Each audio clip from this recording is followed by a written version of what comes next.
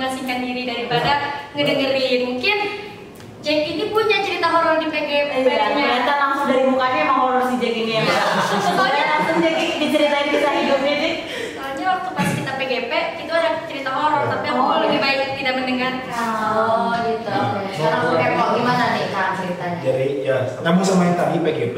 Di PGP itu pernah ada dua kelompok yang di-merge. Ini bukan cerita aku langsung, tapi ada dua-duanya nanti. Jadi ada dua kelompok yang di-merge. Dia tuh disatuin lah ke sebuah satu lapangan. Karena kenapa disatuin? Karena si yang pertama Gunung Buligir. Emang apa? Gunung Buligir. Iya. Iya, Gunung Buligir. Ada di daerah Banjarmasin Gunung Buligir. Di sana. Terus dia disatuin kan? Karena apa disatunya tadi alasannya overlay sama maksud itu di jam baunya. Jadi yang untuk banyak orang karena takut hilang juga. Ngebayang lah dua kelompok ini. Kita kelompok satu ada Torik, Bene, dan lain-lain, sama juga kelompok ada Naja, ada Farhan dan lain-lainnya gitu. Mereka jalan-jalan, terus lama-kelamaan si tempatnya ini tuh makin rindang pohon-pohonnya, makin rindang, makin suasana itu makin gelap, makin kusem lah gitu suasananya. Makin gak enak kok. Ya makin gak enak, mereka jalan-jalan lagi terus. Si waktu lagi jalan, mereka yang di depan si Torik sama Bene nemuin ada 3 mayat, bukan 3 mayat, 3 ayam yang udah dipenggal kepalanya terus mati, tapi nggak tahu diapain. Kayak gitu. Sugihan. Mungkin, tapi nggak tahu. Terus di tempat yang sama juga, kalau nggak salah tuh ada pohon bambu yang nutupin kayak gini. Jadi pohon bambu itu kayak udah mau jatuh, tapi saling Merekat gitu ya? gitu. Jadi gapura ya? Ya kayak semacam gapura gitu.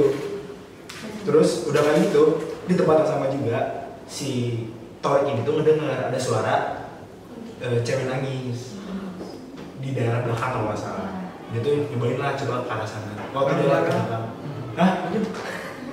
belakang, di belakang itu si Torik itu ngeliat ada sosok cewek bajunya coklat, kakinya dia tuh coklat juga, terus pucet gitu, tapi nggak pakai sandal, pakai alas kaki, dan badannya ngebelakangin si Torik. Jadi bisa Toriknya ngadep sini, si orangnya ngadep sini. Yang ngebelakangin ya. Udah kayak gitu, setelah ini kalau buat yang belum tahu dia tuh penakut banget. Jadi dia bisa kabur. Torik ketika lo nonton ini marahnya di sini. Dia pasti setuju, dia penakut parah. Udah itu dia kabur, ngobrol kasih sama teman-temannya. Terus kayak gitu, balik ke base camp lah. Mereka akhirnya pulang dengan selamat walaupun dengan berbagai suasana kelam itu. Ngobrol lah, terus cerita ke kelompok akunya doang sih, lebih tepatnya. Cerita.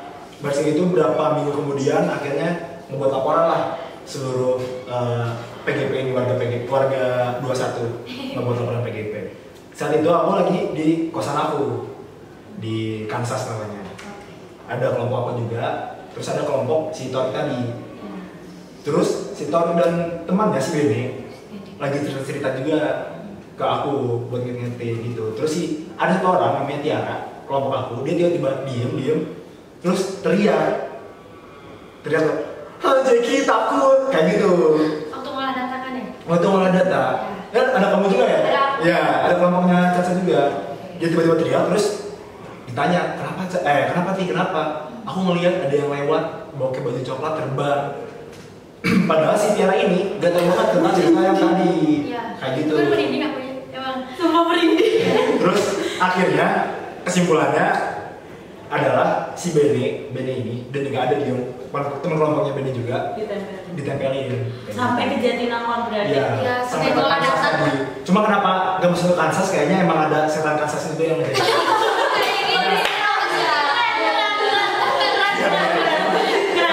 Di Kansas juga kontrakan aku tuh emang lumayan agak horor juga, banyak yang jadi totok dan juga ada yang kaki melayang juga, cuman ya itu nanti lagi aja. Waduh, boleh ini kayaknya benar-benar episode ya. Oke, selanjutnya cukup dari Ahad. Cukup. Oke, boleh lanjut. Ada nggak nih Kang? Kalau dari Mitra kehidupan dia yang orang Apa nih? Teman-teman gapir teman-temannya. waduh. Stop lah. Nah kalau dari aku sendiri, matter of fact, aku orang Jampang asli ya. Ya kayak katanya Jampang itu horor. Karena karena dengan teluh ini dengan kalau yang nggak tahu teluh itu santai-santai gitu. Tapi aku pribadi, alhamdulillah sampai sekarang nggak pernah ada atau ngalamin yang namanya kegiatan mistis gitu. Tapi aku mau nentuin tadi soal cerita di Bentar Ojek. Emang bener kalau misalkan Bentar Ojek itu masih katanya masih banyak ya, masih banyak rawat. Terus daerah yang masih mempercayakan hal-hal seperti itu ya, kayak sacrifice ya, pengorbanan gitu ya itu. Oh soalnya ada juga kalau nggak salah di nggak mau ya habis nyate itu bukan ya, cuma ada kalau aku baca tapi ada pasar dia tuh nemuin makam yang ditutupi sama terpal dan gede banget tapi nggak boleh dibuka intinya kayak gitu. Jadi emang banyak makam keramat juga di daerah Bentar Ojek itu. Cuman mungkin makam biasa juga sih kayaknya, mungkin warga-warga juga cuman mungkin nggak mau kehujanan kali makamnya kayak gitu kali ya, positif tingginya menurunkan air mungkin hidro. Oke deh, paling aku mau nambahin dikit kali ya Kak. Soalnya kebetulan aku juga kaplingnya di Bentar Ojek dan aku ikut ke beberapa lapangan teman-teman aku. Emang Bentar Ojek jujur banyak spot atau daerah yang masih agak mistis banget. Contoh kayak ada salah satu penambangan di sana. Ketika kita harus analisis, ini juga abis ini bakal ada conclusion sih tentang hal-hal kayak gini ya, biomistis kali ya. Iya, jadi ada satu daerah yang harus kita gapai ke sana, namanya Sani. Terus pas udah datang ke sana ternyata ada sebuah pertambangan, tapi dia tuh berhenti. Kita kan udah minta izin nih ke warga sekitar, punten bapak, punten ibu, mau izin analisis, boleh nggak saya masuk ke hutan sebelah sana, lalala gitu. Ternyata tidak diizinkan karena kayak baru beberapa bulan yang lalu tiba-tiba semua alat tambang tuh mati total. Semua alat tambang termasuk kayak ya kendaraan dan segala macam, termasuk dengan software yang digunakan di sana kayak gitu, alat-alatnya, teknologi yang digunakan semua mati. Sampai pada akhirnya di daerah situ ditemukan penggalian yang sampingnya atau depannya tuh kuburan. Gitu, itu ada satu tempat. Terus yang kedua juga aku pribadi merasakan dimana mungkin kalau anak geologi tahu kayak kalau misalnya ada pemukiman itu ya udah beneran pemukiman aktif gitu, ada orangnya ya kan.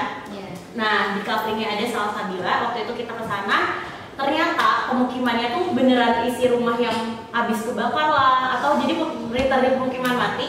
Tapi sorry itu saya ini nggak tahu boleh disampaikan apa enggak. Tapi beberapa spot itu ada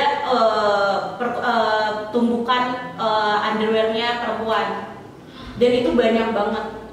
Dan pada saat aku kesana itu kondisinya di puncak gunung. Terus abis itu kanan kiri aku semua adalah kuburan anak kecil tidak bernama. Dan itu banyak banget. Dan ada momen dimana aku kesasar dari sungai kan mau naik ke atas. Itu kesasar di sebuah kebun jagung. Kan kalau kebun jagung lebih tinggi dari aku ya. Jadi kita benar-benar kayak cuma mengandalkan peta karena tutup semua pandangan.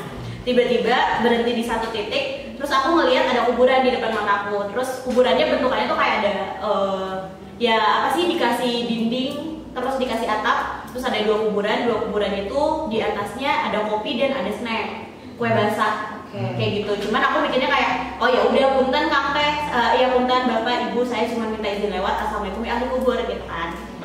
Tapi pas saya buka peta, di bawah ternyata saya menginjak 3 kuburan anak kecil. Gitu, 3 kuburan anak kecil yang tidak bernama. Dan sepanjang jalan, saya kan udah, ini kayaknya udah nggak benar karena itu udah hujan di atas gunung, udah angin.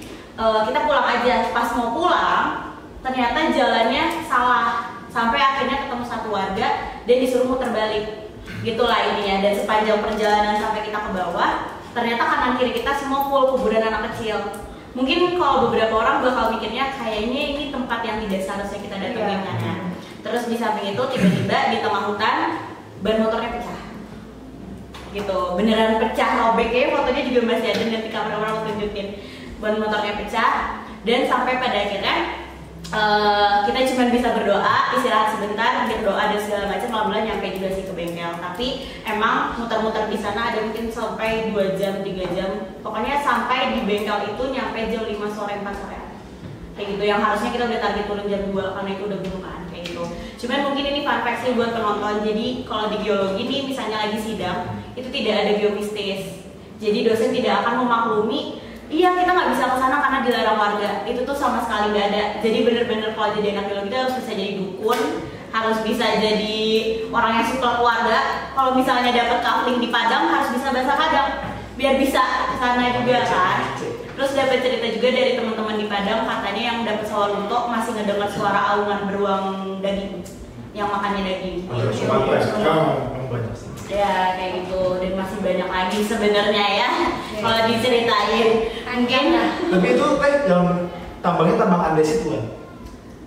Nggak ada di kafe kalian. Oh nggak ada. Nggak ada di kafe PGP di luar dari kayaknya arah ke Talaga. Oh Talaga. Selatan di selatan kita, di selatan kampung aku. Itu kampungnya Sani. Beda lagi soalnya. Ada yang makam keramat juga soalnya kan di dekat tambahan. Oh ya. Banyak. Nah iya di Bantarjuk tuh banyak banget spot tertentu gitu loh. Spot mistis lah. Iya spot mistis gitu banget. Kayaknya yang satu orang di jasa masalah teman itu malaikat. Bisa jadi ya. Bisa jadi. Iya. Yang ngebantuin ya. Iya. Yang asalnya udah kayaknya tuh udah disesatin, muter-muter terus ketemu kayak muter balik lagi, akhirnya bisa. Oh iya ada, iya tambahan kali ya. Apa? Iya tapi semua itu terjadi gitu loh di hidup. Terus mungkin ini tips and trick juga ya, maksudnya kayak karena kalian main dengan alam, jadi harus baik sama alam karena alam juga yang bakal ngasih kebaikan lo gitu loh, kayak gitu sih. Iya. Paling kita tutup dulu ya obrolan Ini kayaknya udah terlalu serem. Iya, udah terlalu serem banget. Mending kita bahas yang lain aja asik Boleh, bahas yang lain. Kayak mungkin aku mau bahas tentang perkuliahan lagi nih. Back to topik yang sebelumnya. Yang agak back to the topic. Karena aku sendiri kan angkatan 22 ya, yang perkuliahannya udah mostly offline. Nah aku kepo nih, gimana sih rasanya waktu angkatan 2020 perkuliahannya lagi mostly online, kayak online terus tuh gimana sih? Kalau udah diceritain atau enggak? Sebenarnya ya bosan, lebih ke bosan sih. Mungkin di dunia ini nggak ada yang berharap kalau COVID itu ada. Termasuk kita angkatan percobaan. Waduh, Lebih percobaan dari SMP, SMA, UN nggak ada. 2020. Zonasi 2020. apa tuh? COVID. 2020. Apa lagi? UTBK ini, UTBK tiba-tiba TPS 2020. Waduh, itu PSI banget ya. Rasakan juga nih 2020 juga. Waduh, ya. Rasakan lu. Tiba-tiba magang maksudnya ya. Iya, itu jadi banget. Nah, jadi kalau perkuliahan online offline itu kita semester 1, semester 2 sampai semester 3. Sebenarnya semester 3 gitu udah mulai praktikum offline, tapi itu syaratnya vaksin 1, vaksin 2 harus colok hidung,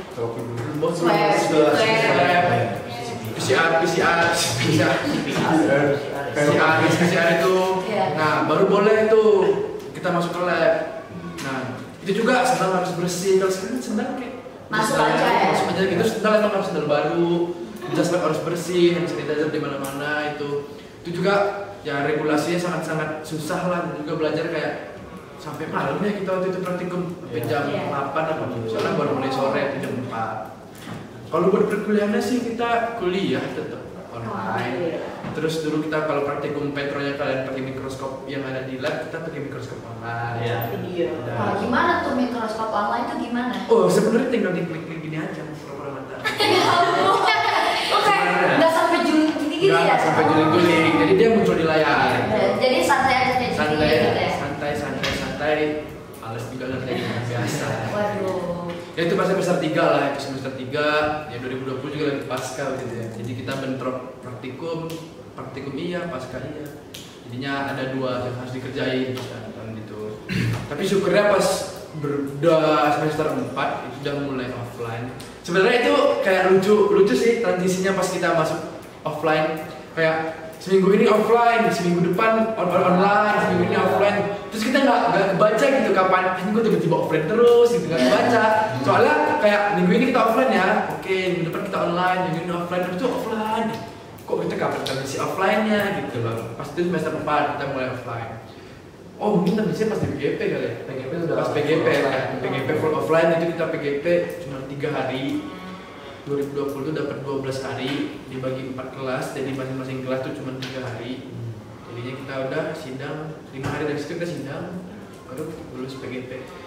Sekarang kalau mau diceritain kegiatan online mah ya gitu-gitu aja sih. Tapi pas 2020 pasti kan pas online kan berarti lagi maba ya. Yang di Langor tuh udah mulai nongkrong sama senior dulu di Pancong gitu. Ngobrol-ngobrol santai aja.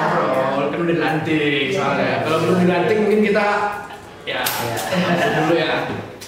Nah 2000. Kayak kepo aja kan, kayak ceritanya gimana sih kalau soal perkuliahan gitu aja kan ngobrolnya. Iya. Ya santai aja. Ngobrol himpunan kalau sama itu di Pancong. Sama Kang Once, Kang Afriza itu pasti. Kalau nonton saya hai dulu dong, saya hai Kang Once semangat di share-nya kerja sama Bapak.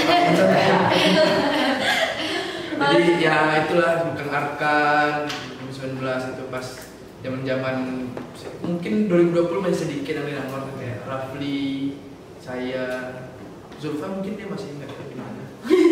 Zulfa masih di kota kan? Iya. Mencari kantor.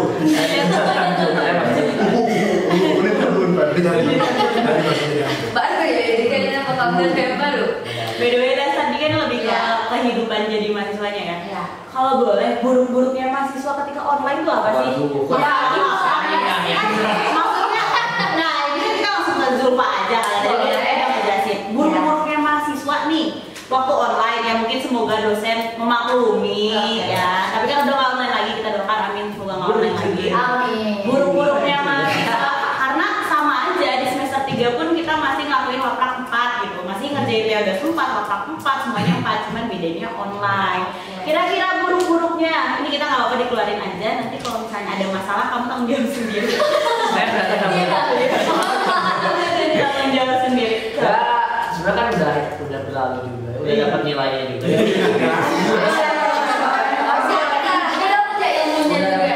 Juga ya. Sebenarnya kalau misalnya kan kita sudah terbiasa online itu dari semester 1 sampai semester 3 lah kalau dibilang kalian. Dari semester 1 memang kita masih semangat. Semangat ya? Awal semangat. Semangat maba kan beda ya dari semangat. Aku ingin cek singkapan semangat banget lah. Misalnya kalau ada kelas terus ada kakak tetap masih join PPP. Ketika sudah menjejaki UAS terus kayak udahlah ini mah ternyata gampang dapat nilainya juga gitu kayak ya ternyata gampang banget nih dapat nilainya. Nah di semester 2 barulah terasa kayak ya udahlah kelas jam berapa? Jam 8 ya udah buka laptop join Zoom off cam tidur lagi. Waduh. Itu sebenarnya ada beberapa matkul yang kayak gitu dan ada beberapa orang juga yang kayak gitu. Sebenarnya nggak semua kayak gitu. Kita tidak mengeneralisir lah semua orang kayak gitu. Tapi iya, tapi minoritas sih. Tapi saya sendiri, maksudnya saya sendiri mengalami hal itu gitu. Tapi ada beberapa apa ya titik balik lah dari saya. Karena saya udah nggak ngerti banget ini. Sebenarnya pelajaran apa sih gitu? Pelajaran apa gitu? Jadi ini kita harus belajar walaupun online. Balik lagi tetap ada kewajiban mahasiswanya lah. Apalagi di semester 3 tuh kita udah berhubungan langsung dengan aslab praktikum. Jadi kita benar-benar kalau misalnya pelajaran yang dipraktikumkan tuh kita harus benar-benar walaupun online kita nggak boleh tidur-tiduran atau apa karena ya itu memang dikuiskan dan banyak lah SOP-nya gitu kan. Itu sih sebenarnya buruk-buruknya gitu. Terus apa ya sebenarnya? Pernah nggak kamu laprak orang diganti namanya doang? Terus di scan terus dikirim? Nah, saya kebetulan yang ini yang ngejoki. Boleh diceritain ngejokinya. Banyak sebenarnya. Kalau misalnya yang banyak tulisan saya sebenarnya di laptop. Cuma dibeda-bedain. Iya, cuma dibedain. Kan biasanya ada A yang punya penuh, ada A yang punya A. Itu. Nah, di situ banyak lah. Itu saya sendiri yang open joki gitu buat angkatan 20. Misalkan kan orang-orang tuh itu memang saya melihat peluang bisnis lah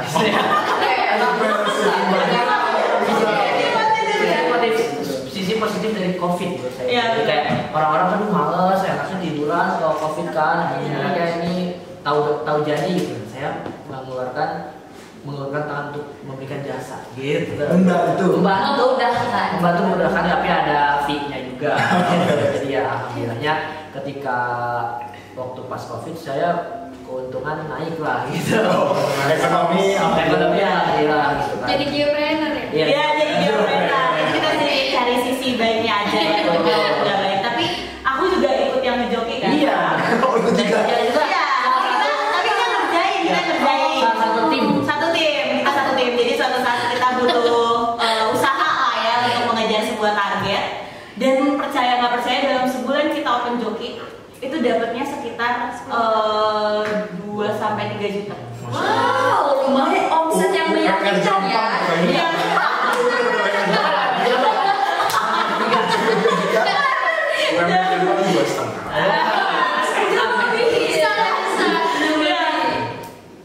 Terus paling tapi ya itu balik lagi ya, maksudnya tidak boleh dilakukan teman-teman, itu sebuah kesalahan, cuman kisah yang udah kita lewati. Paling ada yang udah ceritain? Ya sebenarnya cukup sih, tapi dengan menjoki itu kalian dapat pengetahuan lebih lah. Nah iya. Silakan bagi kalian geopreneur di luar sana, silakan boleh konsultasi kepada saya dan Teh Ninja. Iya. Boleh nanti ya. Boleh. Ingat sih peluang bisnis. Cukup sih dari saya tentang online. Kalau oke, makasih ya Kak. Kalau misalkan dari angkatan 2021 sendiri nih kan itu masa transisi itu dari online ke offline. Nah, gimana tuh ceritanya yang kayak dihadapi atau gimana? Caca kali ya. Kalau misalnya aku jujur kaget ya, karena waktu bener-bener online transisi online ke offline itu di semester 3, yang mana waktu kita semester 1 semester 2 itu kan praktikumnya online, pas semester 3 offline, dan itu tuh semuanya langsung 4-4-nya gitu loh praktikumnya, berat banget gitu kalau menurut aku. Terus kalau misalnya waktu pas online semester 1 semester 2 jujur mata kuliah yang menurut aku susah ya, mineralogi dan petrologi. Kenapa ya? Karena mempelajari aspek-aspek dalam-dalamnya batuan gitu loh. Nah makanya pas di sekarang semester 5 ini aku ngambil aspek petromline. Karena apa? Karena aku berawal dari kegasukan aku dan ngerasa itu tuh kurang gitu loh. Apa sih ilmu yang aku dapetin kurang gitu. Jadi aku ngambil aspek petromline untuk biar bisa lebih belajar lagi. Keren ya. Sebenarnya Punya visioner yang sama. kalau sekolahnya kita kan mitra aja dari gimana ya? Visinya mungkin agak mirip sebenarnya. Cuman dulu emang aku waktu semester 2 yang masih online banget lah. Aku masih belum terlalu sering kelas kebetulan. Emang sering skip lah. Gak apa-apa. Jangan dicontoh tapi. Gitu. Iya. Jadi banyak beberapa hal yang ngulang lah di matkulnya. Tapi apa ya yang aku dapat waktu online tuh karena Zoom juga jadinya ngerasa ngegampangin aja sih jadinya. Makanya males kelas dan juga mungkin jadinya dampaknya sekarang agak bodoh aja sih di matkul semester 1 kayak gitu. Terus waktu transisi yang paling kerasa bener kata saya semester 3 itu yang banyak banget laprak dan juga klaimnya. Tapi ya sempat juga aku beberapa kali kayak muntah darah, batuk darah juga gara-gara yang mulai restoran terus ngebabing juga kan, jadi itu jadi capek juga. Tapi ya udah jalanin aja, namanya juga kuliah, namanya juga teknik. Justru itu seru-serunya. Ya itu seru-serunya, jadi cerita juga nanti buat anak-anak nanti. Filosofis banget ini ya katanya. Gimana aku cerita aja sih. Keren banget. Oke, cocok lagi. Oke, terakhir kan Teteh. Nah kalau dari kami sendiri kan angkatan 2022 tuh kuliahnya di mostly offline nih. Nah gimana tuh ceritanya, yang kayak masalahnya gimana atau apa? Untuk angkatan 2022 karena mostly offline ya, jadi struggle-nya itu mungkin karena anak-anaknya yang sebelumnya pada saat SMA itu kebanyakan online gitu, kebanyakan online. Pas masuk offline mereka agak kaget, bener agak kaget dimana langsung masuk mata kuliah offline, praktikum offline dan lain sebagainya. Bahkan kaderisasi sama pasca kaderisasinya juga full offline seperti itu. ya saya juga tahu lah bagaimana struggle gitu. Tapi kalau soal penjokian aku tidak mau bahas karena aku masih praktikal. Oh iya. Jadi untuk jujur perihal kondisi menjoki itu nanti aja. Mungkin kalau ada next podcast setelah belum berani dia, belum tahu ya takut.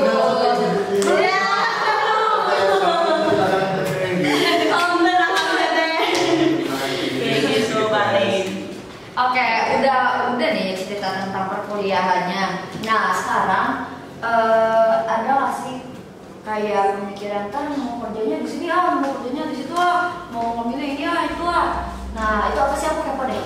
Boleh mulai dari kita dulu boleh. Kalau aku karena aku dari Jepang.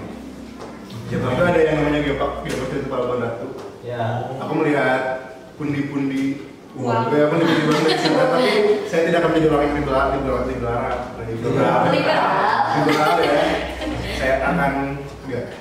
Maksudnya yaitu kalau dilihat dari sisi ekonomi ada lah ya. Cuman kalau mimpi untuk bekerja di mana itu harus tinggi-tingginya lah ya. Apa nih? Jujur sekarang belum pikiran. Ya awal semester masih banyak yang harus dieksplor dan lain-lain kalau bisa gitu. Oke, boleh dilanjut dari kita. Kalau aku sebenarnya pengennya kerjanya di bidangnya keteknikan. Kalau yang belum tahu, jadi emang di geologi juga ada namanya peminatan atau penjurusan nanti. Ada keteknikan, itu tuh emang fokusnya lebih banyak hitung-hitungannya sama ya intinya kita ngebahasnya agak berbeda sama bidang-bidang geologi lainnya. Kenapa aku pengen bahas itu? Karena dari aku sendiri emang lebih sukanya hitung-hitungan daripada hafalan dan juga interpretasi. Karena menurut aku lumayan agak ribet aja sih kalau interpretasi sama hafalan. Takutnya salah aja interpretasinya gitu mungkin. Karena aku maunya ke keteknikan. Caca gimana nih? Kalau aku mungkin kebalikan dari Jack ya. Aku lebih nggak suka ngitung. Aku lebih nggak suka materi-materi berbau keteknikan, apalagi mekanika-mekanika yang lagi kita hadapin ya. Jadi kalau misalnya cita-cita, oh iya, kalau misalnya cita-cita atau mimpi aku, karena aku juga asli Petromine, aku cita-citanya ke mineral. Jadi kalau nggak ke mineral, paling jalan lainnya ke migas gitu. Karena aku lebih suka teori, analisis, sama interpretasi daripada yang berbau-bau ngitung gitu kayak sebelah aku ini. Cek. Kita membuang sih. Ya kalau Zulfa, saya dulu sih. Sweet, boleh lanjut. Sweet lagi. Boleh sweet lagi, sweet good. Hop. Siap. Akhirnya ayo dulu kayak. Jadi kalau dari aku sebenarnya ada berapa ya? 4 yang mau dituju. Yang pertama itu yang paling jadi prioritas utama itu pengen masuk Adaro, yang pengen ngambil masuk pemetaannya, ngambil data di sana lah buat 2/3-nya di Adaro. Ya karena batu bara kan. Kebetulan aku peminatannya geologi teknik, jadi pengen usahain ke sana. Terus yang kedua ada di Pertamina Hulu Rokan itu belok ke migas. Beloknya ke migas kalau emang dia ada nggak keterima itu. Sama bisa juga ada 2 sih belum dikerjakan ke Adaro sama Bukit Asam di Palembang. Terus kalau di Hulu Rokan tadi buat migas, terus mau ke ada dan ketiga juga kalau nggak keterima lagi ke Kamojang Panas Bumi. Dan keempat ada di Gunung Salak Bogor Setara Energi Panas Bumi. Boleh dilanjutkan. Lupa. Sebenarnya kan saya sebenarnya karena memang suka outdoor activity atau kegiatan di alam ya, karena ya kebetulan saya juga menjadi mapala di suatu fakultas ya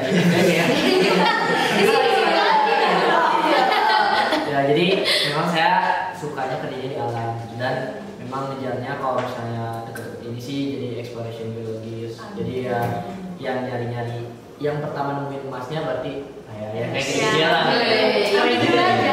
Jadi pinginnya sih dekat ini, pingin jadi exploration geologist ya dimanapun lah. Kalau misalnya di Antam butuh exploration geologist baru, saya bisa. Kalau ya misalnya exploration geologist tentang minyak juga sekarang banyak gitu. Tapi kedepannya bentuk jangka panjangnya sebenarnya saya pingin ada di hidrogeologis, dan itu tuh sekarang lagi banyak banget dibutuhin gitu, karena itu tuh apa ya, sebuah spesialisasi baru lah di dalam geologi, karena itu tuh banyak banget hubungannya. Kalau misalnya di pertambangan kan itu banyak di watering, pumping dan lain-lain. Kalau misalnya di migas kita butuh injeksi, butuh pemboran kan, banyak itu banyak lah tentang si hidrogeologis. Jadi ya kedepannya mungkin saya ingin kerja menjadi spesialis hidrogeologi. Iya betul.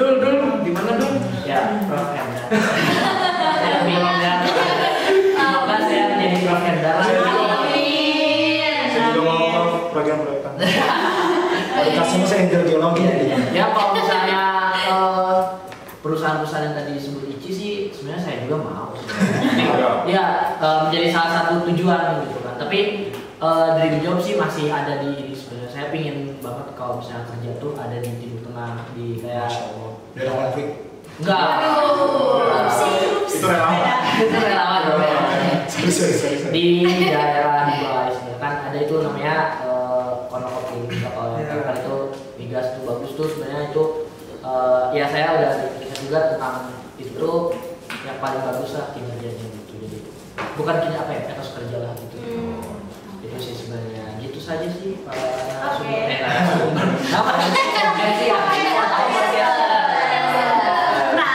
Tadi aku masih sekian dikit kayak buat pembahasan aja. Jadi sebenarnya geologi itu tidak melulu belajar tentang minyak, tidak melulu belajar tentang gas. Jadi di semester 6 tuh kita bakal benar kata Jay tadi bakal dikasih pilihan peminatan di semester 6. Itu ada yang pertama tuh ada hidrogeologi, ada geologi teknik atau bisa disebut keteknikan, terus ada energi, terus yang keempat ada mineral. Sebenarnya ada tambahan-tambahan lagi kayak ada ilmu bumi, ada geobisnis kalau nggak salah sekarang geobisnis, iya ranahnya kewirausahaan. Dan untuk di angkatan kami yang 2020 itu sekarang aktifnya jadi 4 peminatan, di mana ada mineral, ranahnya itu ke emas, nikel, kayak gitu-gitu. Dan bahkan mungkin fun fact kalau ada anak geologi di sini, sebenarnya batu aktif itu bukan batu, tapi itu mineral, kristal dan segala macam. Terus yang kedua ada energi. Nah kalau misalnya eksplorasi batu bara, eksplorasi minyak dan gas bumi itu masuknya ke energi. Terus kebetulan tadi ada keteknikan, tadi yang disebutin sama beberapa narasumber kita. Keteknikan ini ranahnya ke sipil, entah open pit ataupun underground biasanya kalau ditambang. Terus yang keempat itu ada hidrogeologi, di mana hidrogeologi ini pure ngebahas tentang air di dalam kegeologian, entah dari air tanah atau bahkan sampai ke air hujan juga ya, dan segala macamnya kayak Aquifer lah ya. Ya, kayak gitu. Paling ada lagi nggak dari Tasya buat pertanyaannya? Oke, mungkin udah cukup aja kali. Oh, sabar. Kenapa tuh? Jangan lupa datang sepertiga kita bertiga. Ya. Kita sebelum Tahun depan. Iya, tahun depan kita wisuda. Akhir Desember sepertiga kita bertiga. Oh iya betul. Siap. Oke. Oke, kita aminkan aja ya teman-teman. Semoga cepat lulus. Amin. Aku juga cepat lulus ya. Amin. Amin. Laprak dulu, Mitra. Laprak dulu, Mitra. Gak usah ngebahas lulus, gak usah laprak. Ekspor dulu lah di Iya, laprak dulu lah minimal. Ya umur boleh lah. Boleh sama Kalau lagi. soal pengalaman ya agak beda ya Ade ya. Karena kita ngebahas pendewasaan itu bukan dari umur loh. Dari laprak. Kalau lu masih laprak paleon, lu udah laprak apa kita ya, mikropaleontologi. Kalau masih paleon doang kita udah mikro, udah. Sorry Bang Nida. Ya, aja lah. Sabar ya, Mit. Semangat ya, Mit. Oke, mungkin cukup aja kali ya, karena dari semua pertanyaan yang udah kita berdua ajuin ya Teh ya, jawabannya udah hebat dan keren banget, dan kita aminkan semua doa-doa yang baik ya. Amin. Paling yang tidak seharusnya diterima dan dicerna tidak usah dilakukan Iya, teman-teman tidak ya. usah. Contohnya tadi joki atau mungkin hal-hal horor kayak ya udah mungkin itu kita lagi momen dan kondisinya emang lagi kena aja, lagi apa saja, tapi tidak maksudnya nggak bikin stereotip bahwa Unpad tuh auto horor atau kayak gitu auto horor. Terus tadi kayak ada beberapa wilayah yang tadi kita sebutin, mungkin emang kita juga mungkin ada kesalahan tersendiri di wilayah itu, entah ada yang buang sampah dan ya udah alam pun marah ke kita kayak gitu. Ya mungkin cukup aja kali ya. Iya. Oke, sampai bertemu di podcast selanjutnya. Dadah.